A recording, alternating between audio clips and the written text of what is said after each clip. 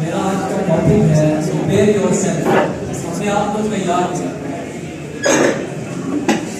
अल्लाह और भी कर देगी ये बेसाखियां तुझे, हर वक्त के सहारे इस्तिकामत छीन लेते हैं।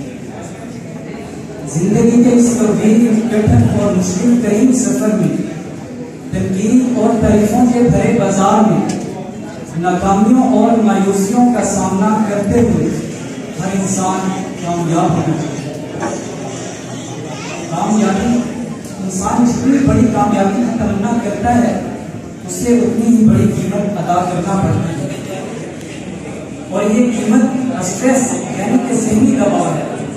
ये कीमत अदा किए बगैर कामयाबी का हुसूल नामुमकिन है।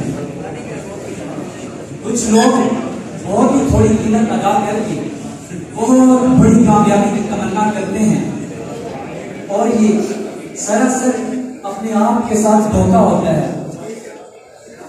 ये सिर्फ नालायक दोस्तों और इंसान के अपने मिजाज की वजह से होता है।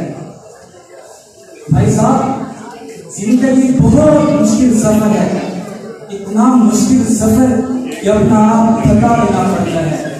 कभी तो भूख मर जाएगी, कभी आपकी नींदें उड़ जाएगी, कभी आपका मिजाज नहीं होगा, कभी आपका मिजाज ही नहीं होगा।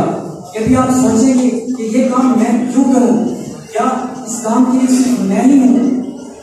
तो फिर अपने आप से कहना पड़ता है I am complete with my self,